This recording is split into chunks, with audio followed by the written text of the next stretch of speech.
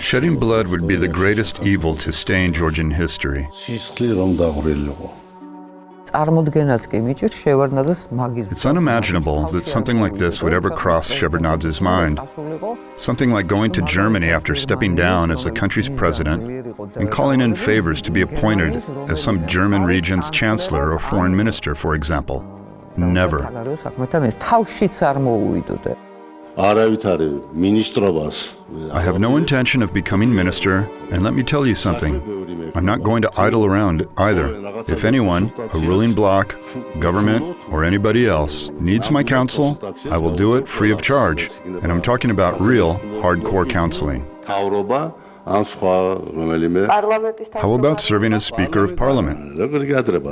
Oh no, I'm too old to be Speaker of Parliament. We have a good speaker. Cherish it. I still think that external factors and assistance played a major role in staging a wave of revolutions in the post-Soviet countries, and they snowballed to extend far beyond Georgia.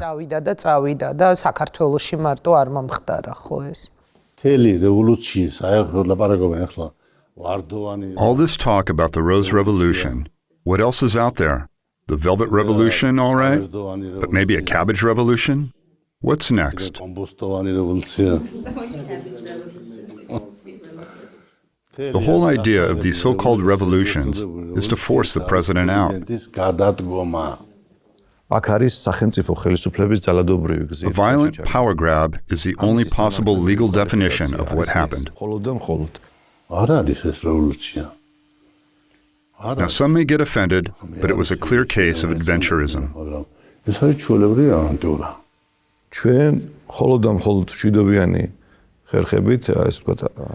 We only use peaceful methods, defensive means to protect state institutions. But they stormed these institutions and took them by force, a crime defined in the criminal code. It was a textbook coup d'etat. No, it was not a coup, which has different characteristics. Instead, it was a revolution for sure. This was no Rose Revolution. This was a typical palace coup. And this revolution offered the country a serious chance, which was never used.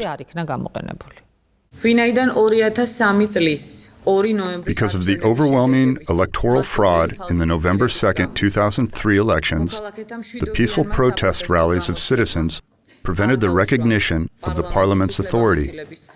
Consequently, pursuant to Georgia's applicable legislation, the authority defined in the Constitution in Georgia shall be exercised by the 1999 Parliament of Georgia. As soon as the newly elected parliament convenes, as prescribed by the only relevant legislative provision, the previous parliament is dissolved, period. It is dissolved. But they continued, trampling everything underfoot. On the third day after the parliament's takeover, I turned the TV on to watch the news. Debates on possible electoral fraud were in full swing in the Assembly Hall of the Supreme Court. I could not believe my eyes. The issue fell under the purview of the Constitutional Court. Only the Constitutional Court was authorized to decide whether or not the elections were stolen. Johnny Krtsanisi and I were among the initiators. Two types of elections, proportional and majoritarian, were held on the same day. And to that, the referendum on reducing the size of the parliament from 235 to 150 members. The relevant court sessions drew a strange picture. The referendum was spotless, free of any fraud whatsoever, with most voters supporting the parliament's reduction to 150 members. Equally flawless and legitimate were the majoritarian elections, and the only rigged component of this voting happened to be proportional. All right, but how do you rig one ballot next to two perfectly legitimate ballots inside the same envelope? This will forever remain a riddle, wrapped in a mystery, inside an enigma.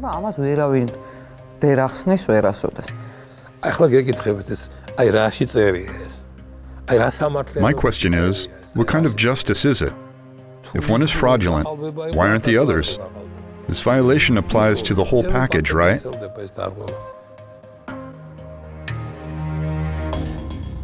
How can you slam one thing as fraudulent and praise the other two as perfect? It was the right, pragmatic step at that time. Legally, totally absurd and nonsensical, I agree, but certainly a chance to strike a balance, as I believed back then. Legally, the results of those elections have not been voided to this day. That's my point. Even though I was a member of that so-called revolutionary triumvirate, revolutions always frightened me. I never was their advocate. I always said that we needed revolutionary changes, not a revolution per se. We need evolution, not revolution. And I was perfectly aware of the serious problems possibly arising from Saakashvili's and the national movement's uncontrolled rule.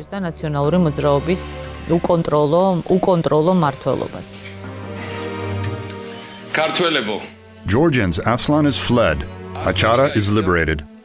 In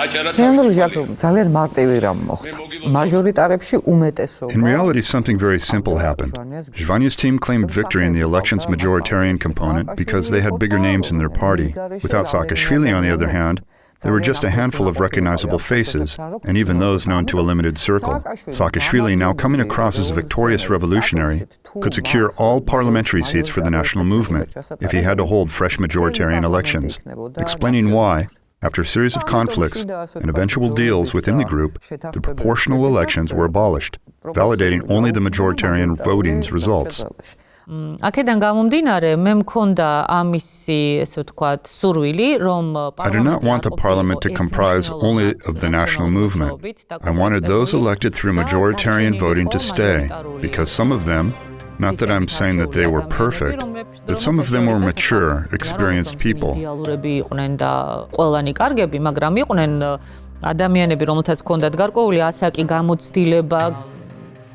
I was hoping that they could put to use their weight and experience to strike a balance in the parliament between the emotionally charged, revolutionary national movement and the rest of us. But I was dead wrong.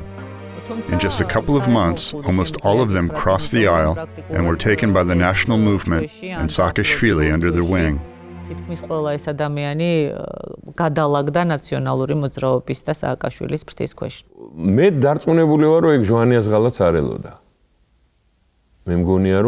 I am convinced that he didn't expect Shevardnadze to betray him. I don't think he did, because he believed in Shevardnadze's sound judgment. He knew that Shevardnadze understood what was at stake, but Shevardnadze did not expect what happened either. That's why he ended up being second, not first. Shevardnadze was smart enough to make sure that he was at the helm at the end of the day. If he wanted to, he would. But during the so-called Rose Revolution period, Shevardnadze practically lost power.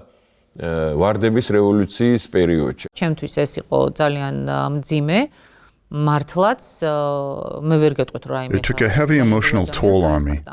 Many people rejoiced, but I was not happy about it, because I knew that a very difficult period in the country's life was about to begin. As a human being, I found it hard to handle, because I absolutely had to take the initiative and say what I had to say. But it was so hard to do.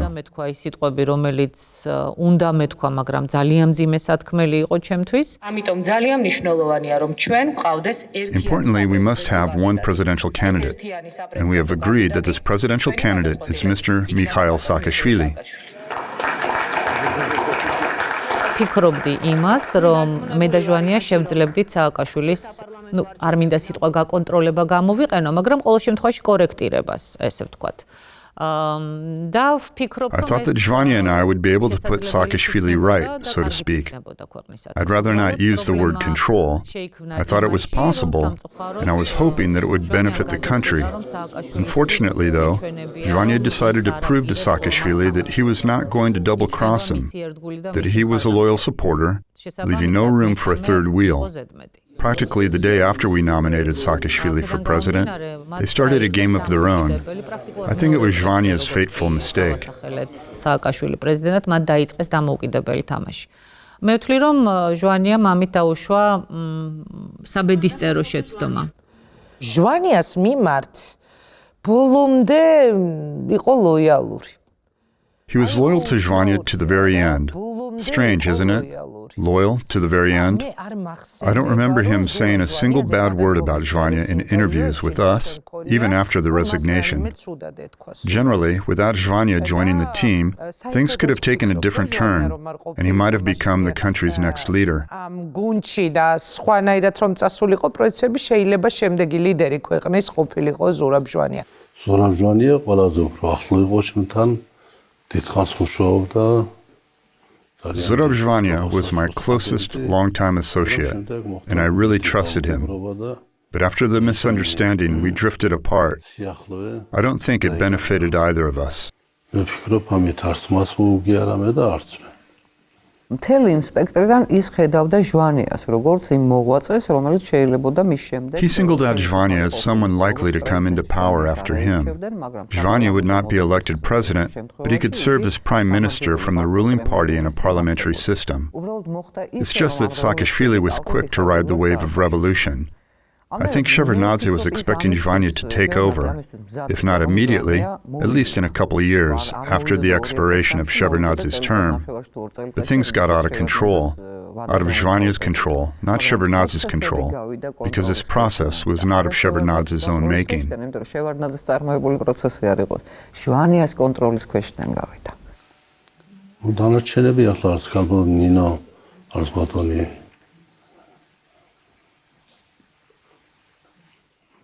As for the rest, such as Ms. Burjanadze, I don't know who else I should list as presidential candidates. We're not on friendly terms. Never were. Some leaders რევოლუციისას ჩვენ მქონდა უნიკალური შანსი. We, the three leaders of the revolution, had a unique chance. I remember one of our meetings. There were just the three of us. I said, God has given us everything. We are young, and we have enormous support both in Georgia and abroad. We hold the three top positions in the country, and if we fail to take advantage and instead waste it all on quarreling, God will never forgive us. Unfortunately, that's exactly what happened. სამწუხაროდ მოხდა ისე როგორც მოხდა.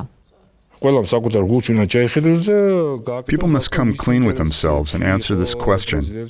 Whose interests did Shevardnadze's removal from power serve? ესეთი კითხვა არსებობს, ხო? რომ რითი გვაჯობეს? გვაჯობეს ერთადერთი რამის გამო, რომ ისინი ამ ქვეყნეს. How did they overpower us? They overpowered us because of one thing and one thing only. They never tied their own future and the future of their children to the future of the country. Their future had nothing in common with the country's future.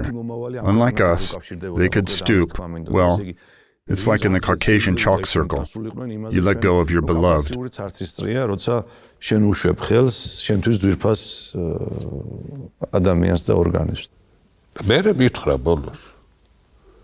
I asked him afterwards, why didn't you do it? You know what? He replied, this whole country is not worth the life of one mother or mother-to-be. If I listened to you, you would unleash like 300 psychos. They would rip one another to pieces, and corpses would fill Rustaveli Avenue. Was it worth it?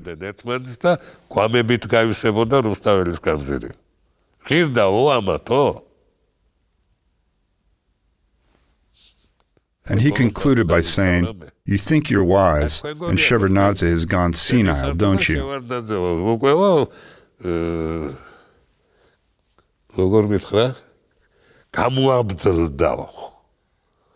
ესე გონიათ მე მინდა ვთხოვ მათ ნუ გათამამდებიან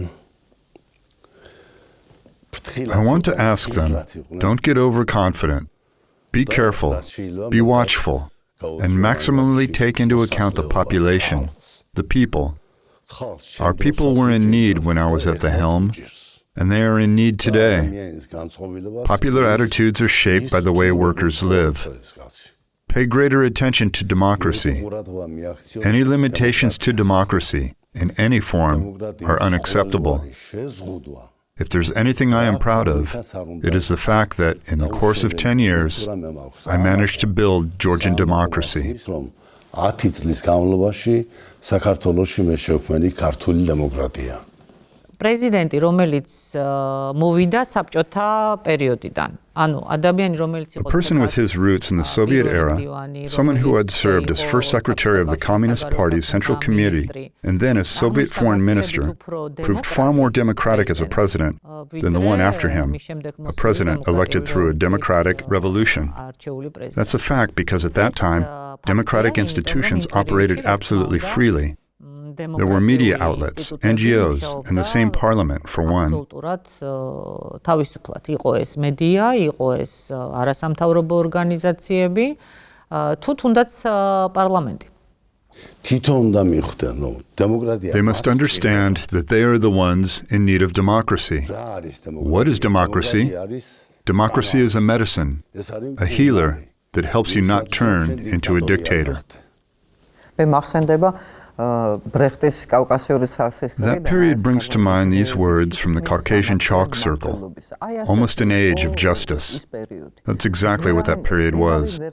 Everyone thought that it was an irreversible process, and no one could have imagined that after the freedom, tens of thousands would end up behind bars, in the prison system, on probation.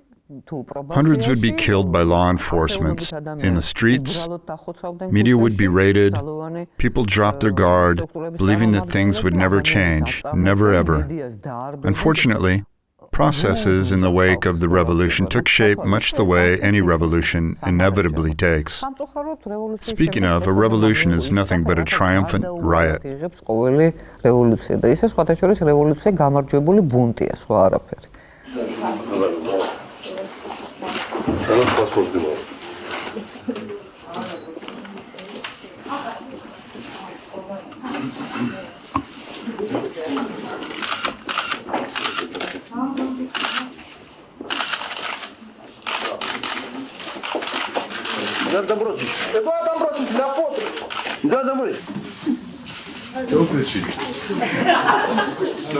What's your advice for the new president, Mr. Shevardnadze? Speak one at a time, please. What's your advice for the new president, Mr. Shevardnadze? Work hard, talk less, and keep your shoulder to the wheel.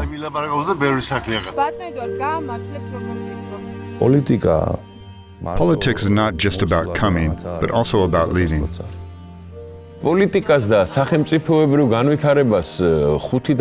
Shaping policy and state development takes longer than 5 or even 10 years. It takes time and distance. We are more than one generation away from fully assessing all this. We are just participants, and that's the only reason why our opinions and visions matter. As for evaluation, no matter what we say today, it will be different in the future.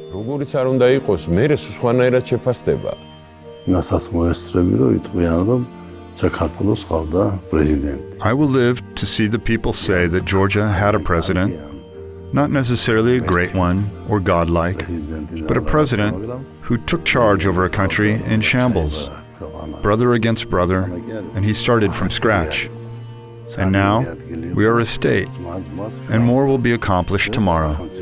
The same projects I mentioned, projects that I bled for.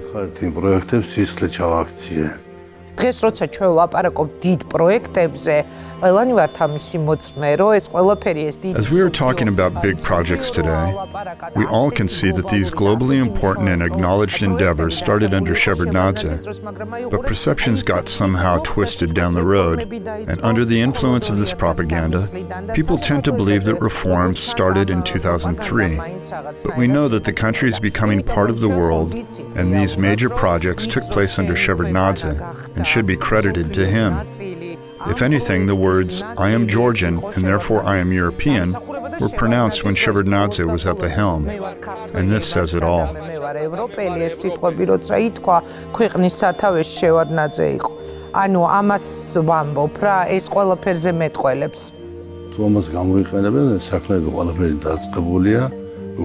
I hope that they will make use and continue what has been done so far.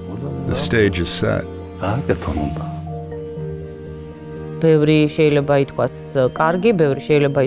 A lot of both commending and critical words can be said, but everything linked to the same pipeline projects and the country's transit function.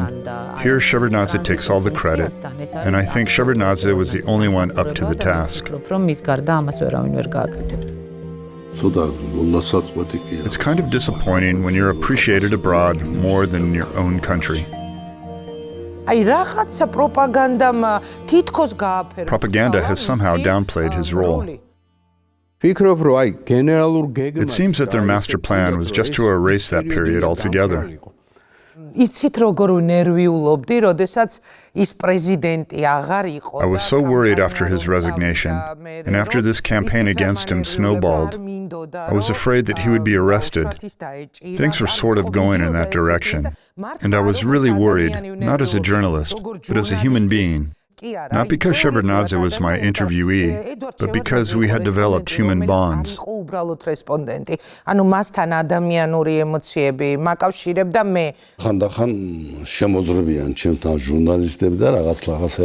Journalists come to visit me and talk to me, even though some people tell them, leave that house alone, don't go there. But they're still coming here. And I learn a lot from them. Even if they stop coming, I read the papers, don't I? And I compare what was before and what is now. I watch TV shows, don't I? What was okay to say and what was not. When there are limitations, like you can say this, but not that. This is no longer democracy.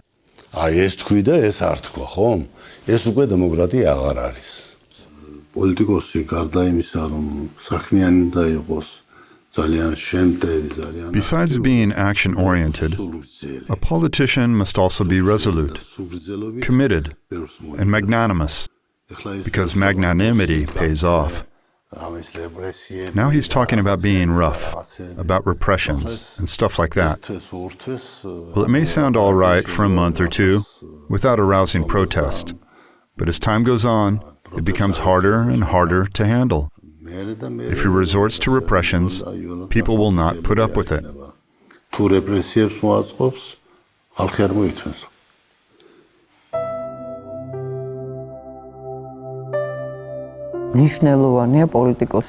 It is vital for a politician to have the kind of backing Shevardnadze enjoyed from his wife. There was some outdoor reception and they were standing together. I said, Mr. Shevardnadze, what, an interview? Not with you, with Nanuli. All righty, he replied, and stepped back. I'm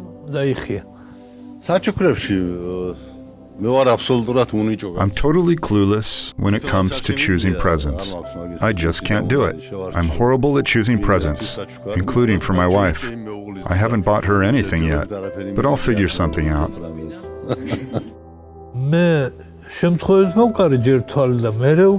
Once I caught a glimpse of how Mr. Shevardnadze looked at Nanuli, and it captivated my attention. He looked at her with so much love in his eyes, something you rarely find, even among young people.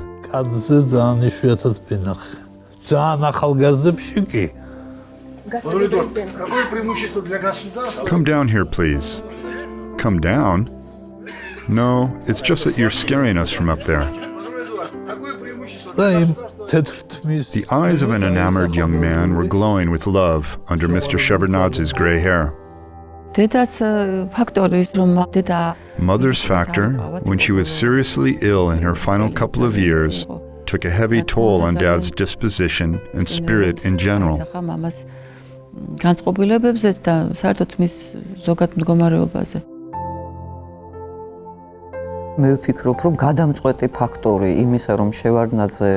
He took Nanuli's ailment close to heart. It got the best of him. One of the reasons why he wouldn't put up a fight, especially at a later period.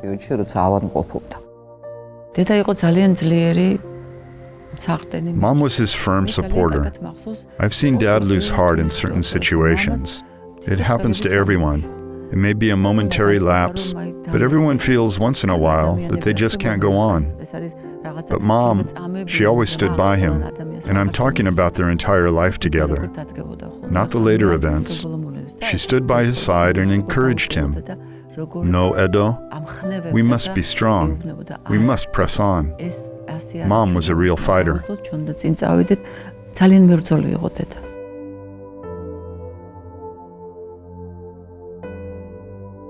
They had a difficult life. It's only on the surface that it seems like, okay, here's a president, and here's a president's wife, and what a wonderful life they must have.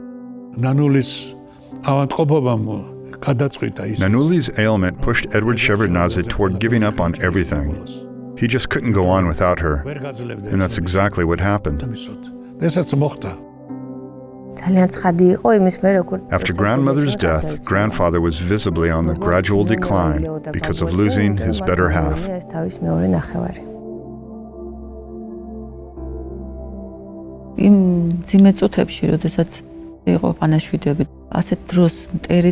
In times of grief and mourning over the newly departed, even enemies extend their condolences. It's in our blood, enshrined in our traditions, to offer your sympathy. Even Misha visited us. He attended the viewing, but there were many others who couldn't make it. They must have been scared, and for good reason. At that time, we probably didn't fully appreciate how dangerous it was to associate with Shevardnadze and his family. Mr. Krtsanisi came to the viewing, as we expected, and we were happy about it. As happy as one can be under the circumstances. As we learned later, he was arrested just after he left our residence.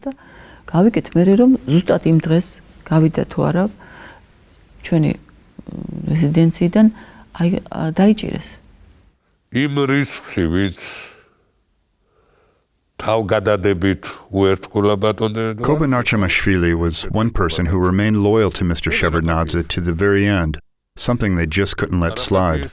They also couldn't forgive him for the conversation he had with Saakashvili that day.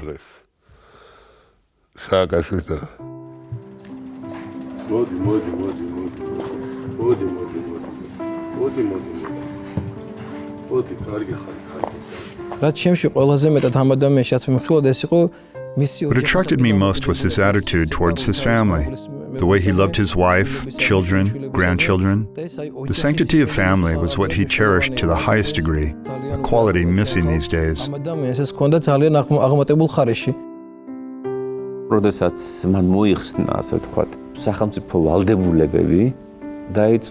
His stepping down gave rise to a different kind of relationship, closer and more open.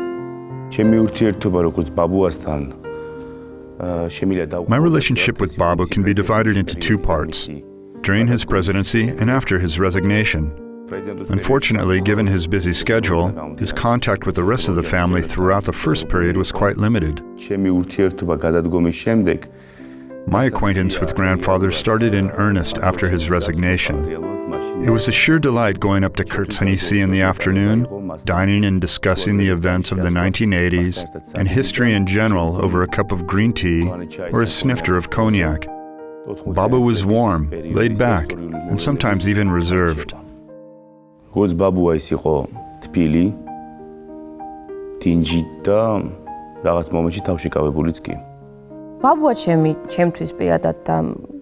For me personally, and Tamuna will probably agree, he became a true grandfather, a grandfather genuinely interested in my personal life and career, only after his resignation.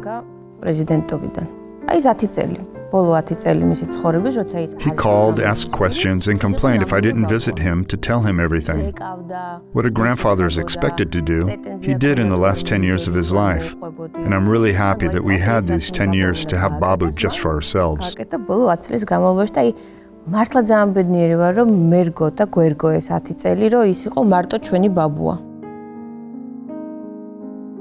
And then there was Babu, a friend you drop by to see, sometimes for lunch, to chat, and so on. Our relationship evolved into something very exciting. It was then that I got to embrace many things I lacked before. He told me many things. He had enough time. And he also asked me about many things that probably would never have crossed his mind before. And I replied. Naturally, we talked about life and politics, of course, this and that. Now he had all the time in the world for his family, children, grandchildren. His Holiness often visited us. They would sit and talk. Long live our pride and joy, the nation's shepherd and spiritual father, His Holiness. I should bless you first.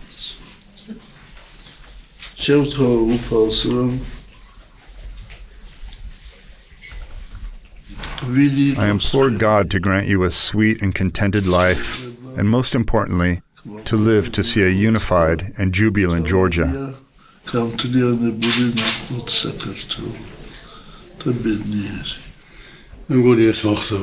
It's bound to happen. Thank you.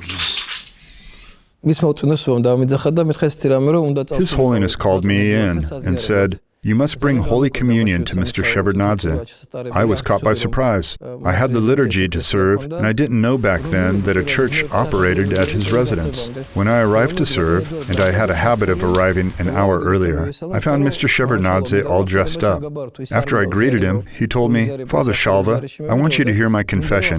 I don't want to commune without it." We entered one of the rooms and spoke for about 30 minutes. That day, he had visitors, his grandchildren Sophie and Shalva, and they all attended the liturgy. After the service, they took some pictures. I felt sheepish, but Mr. Shevardnadze came to the rescue. "Father Shalva," he called me, "why don't you take a picture with us? You may find it useful here, and I'll need it up there." Happy birthday.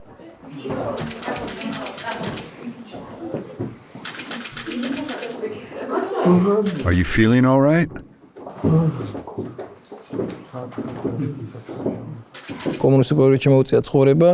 He happened to live in an area where it was hard for people to find religion. It was hard because people's mentality was different then. They grew up in a different environment, with different attitudes, and their mindsets were different too. Imagine the environment and people of his time. And it's very difficult for someone who grew up in that period to change his ways, become church-going, to confess and request Holy Communion.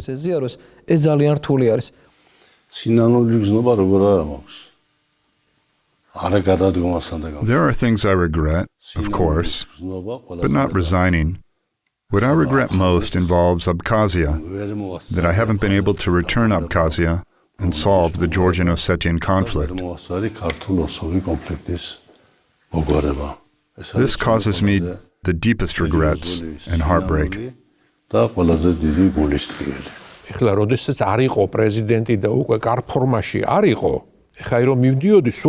After resignation, he wasn't in perfect shape, and on my way to visit him, I couldn't help thinking, what if it's not the Shevardnadze I knew? Well, I couldn't tell the difference when I saw him. I was just as composed and collected as before. On second thought, there was no need to be that way, right? He was a civilian now. It may seem that I could afford being a little facetious, but the energy he radiated was still there, as strong as ever.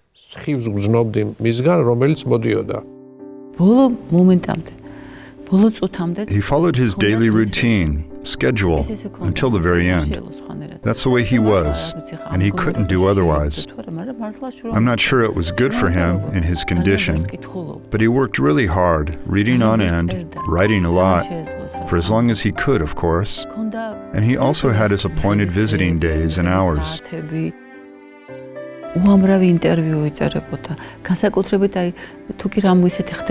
He gave many interviews, especially when something big happened in the world. The phone ringing off the hook, people trying to get a hold of him.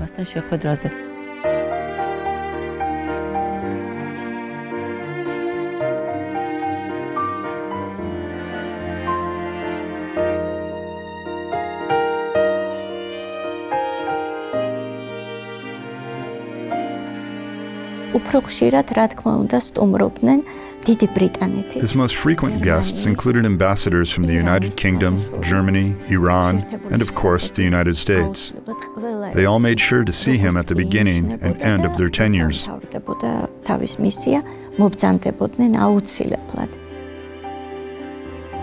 They ask that we pass on to you their extremely high regards and from the president that he wanted to send to you. This is the president's letter to you. And we'll see. I think Mr. Shevardnadze may go down at some. Yes, Shevardnadze is the best. He's more acceptable than the others. Once in a while, I get in touch with Zurab, because I'm used to communicating with him. Not that we're having frank conversations every day, though. No, they don't seek my counsel, my advice. Not on a regular basis. Not at this point, at least. Maybe in the future they will.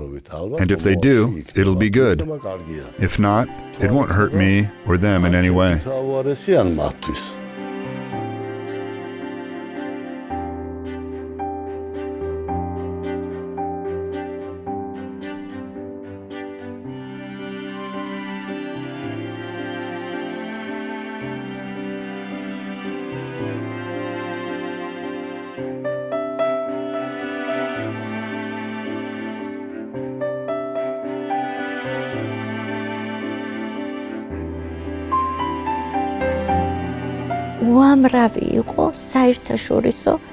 Scores of representatives of international organizations, and not one or two, whole delegations would come.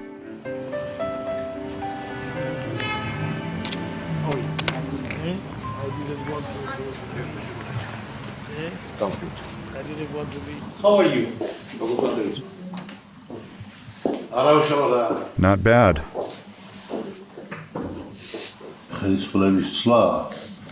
Any change of government, even if someone better, incomparably better comes to power, is always hard and takes its toll.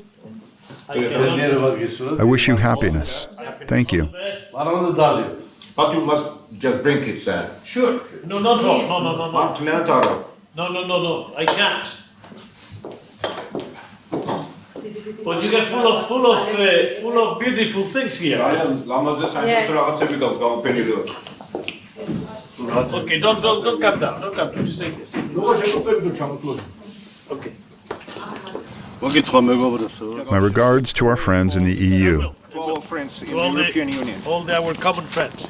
Come visit for 1, 2, 3 days at your convenience. For 2 or 3 days at least. Okay, we'll talk.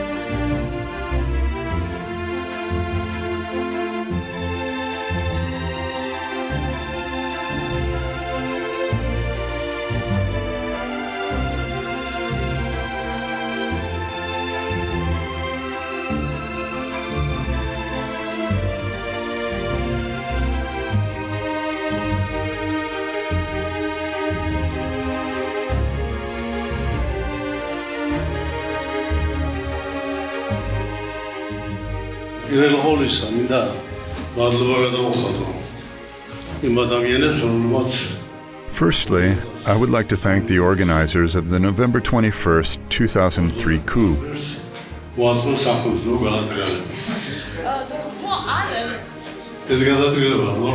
Without it, this book would never see the light of day.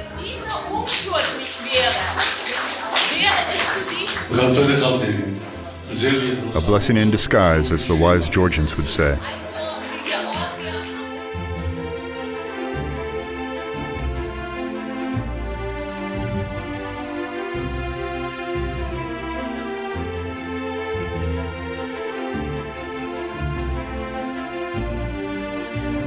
ხანდახან კიდეც უნდა წაიბორძიგო და წაიბორძიგებ კიდეც. მაგრამ ისი არა რომ სულ ბორძიგში იყო. A person can stumble once in a while, and you will stumble sooner or later. It's normal, but you can't stumble all the time. You stumble once, then you must learn your lesson.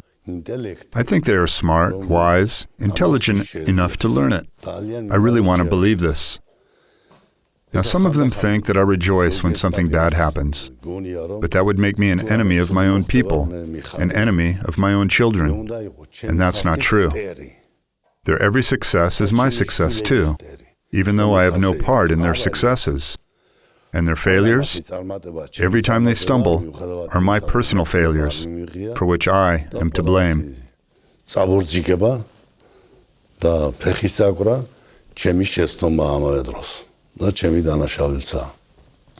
ვიცი რომ ძალიან უხაროდა როცა მასთან მოდიოდნენ I know he was happy to host those who used to call him an enemy. ხალებში მტრად მოიხსენიებდნენ შევარდნაძეს.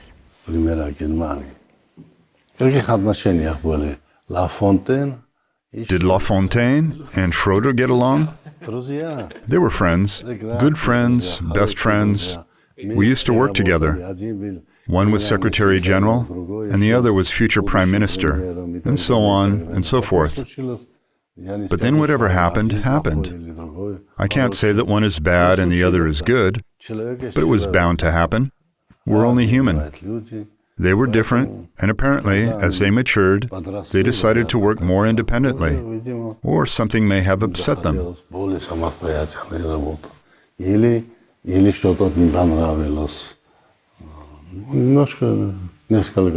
We even argued a few times, but I wouldn't say there was enmity between us. Zvanya came recently. We met and spoke, a normal conversation. რაღაც საოცარი მიმტევებელი ადამიანი იყო და ძალიან მიკვირდა, მე ბრაზობდი მართალია. He was unbelievably forgiving. Frankly, I would get angry sometimes. How can you talk to him after everything we heard and saw from him? No, he wouldn't listen. Period. არა, არ ისმოდა, არ უნდოდა, არ მიგდებდა ყურს. No, I can't answer this question because I can't list who betrayed me and who didn't, who stayed with me and who didn't. People have themselves, their families to take care of. When a president leaves on his own, you can't tell your colleagues, I'm leaving, but you stay and be loyal to me. That's not how it works. Now, there's a new government, and they should work with this new government. He welcomed many people with exceptional warmth, gentleness, empathy, and hugs. Trust me, those pretending to be Shevardnadze's enemies later came back to Krtsanisi as friends.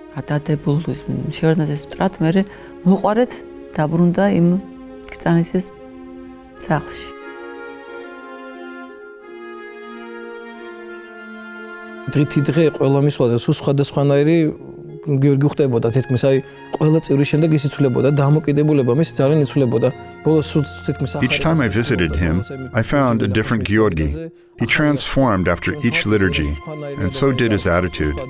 Towards the end, he delved into the Gospels. I often noticed a copy of the New Testament on his desk. I saw him as a different person, in a different light. I was born and raised in Samogrelo, and Mr. Shevardnadze used to embody everything bad in my childhood. Everything negative in my life was tied to his name. But that's until I met him in person. These later years opened my eyes and helped me see things from a different angle. I never saw him sit during communion. Later, he, already bedridden, would sit up. I visited him a few days before his death. I remember him grab a blanket. He didn't want to be seen naked, not even the shoulders. He was so modest and respectful.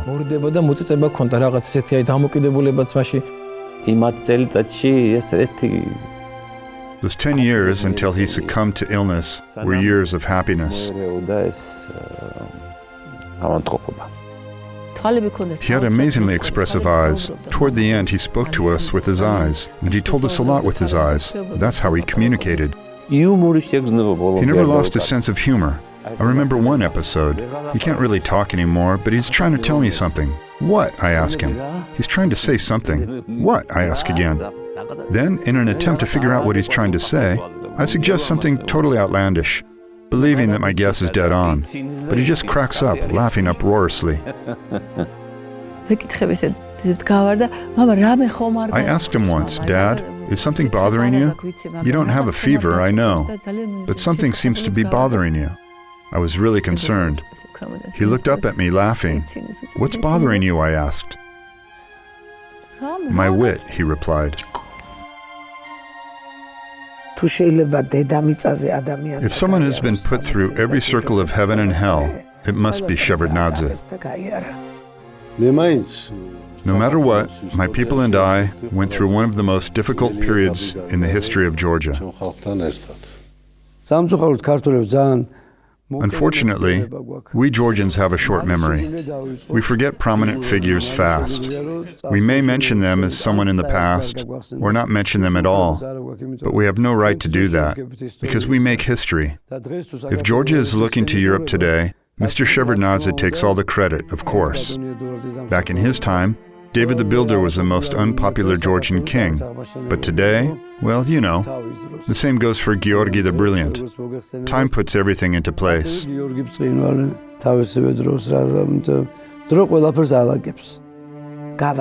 due course, Georgia will surely come to appreciate Shevardnadze's worth. 21 საუკუნე და შემდეგი ათასლეული ბედნიერების მომტანი იქნება ადამიანებისათვის.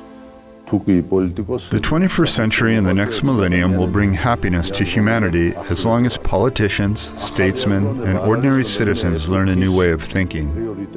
New thinking does not belong to one era or another. New thinking must be inherently characteristic of politicians in every era.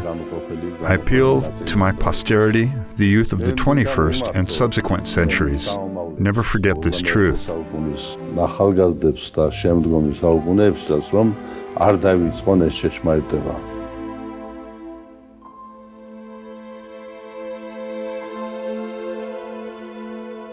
განსაკუთრებული სიმამაცე, გაბედულება მას ყოველთვის ახასიათებდა და აი ამ his keen intelligence and foresight, in combination with his usual courage and tenacity, have shaped what is known today throughout the world as Shevardnadze's phenomena.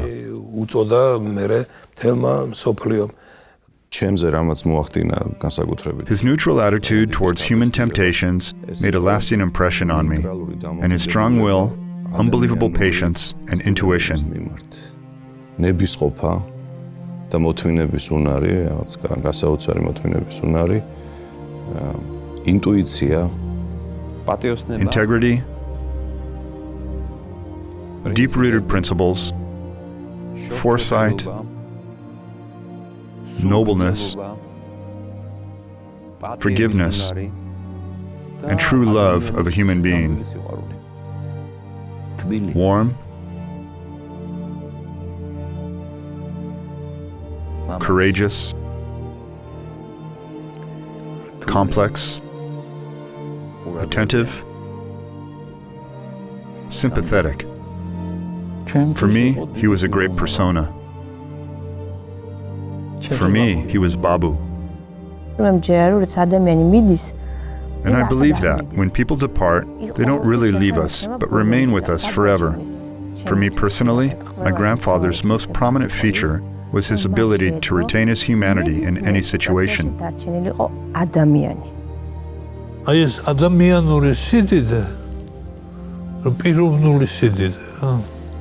Human, personal greatness was his constant companion, both in politics and afterwards.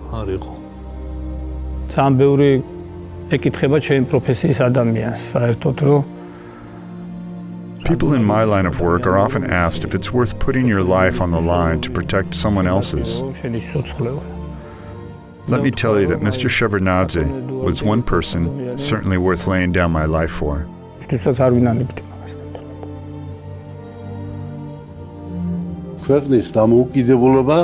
Your country's independence is a happiness that comes at a price. And when the time comes, I believe my people will acknowledge my modest contribution to this happiness.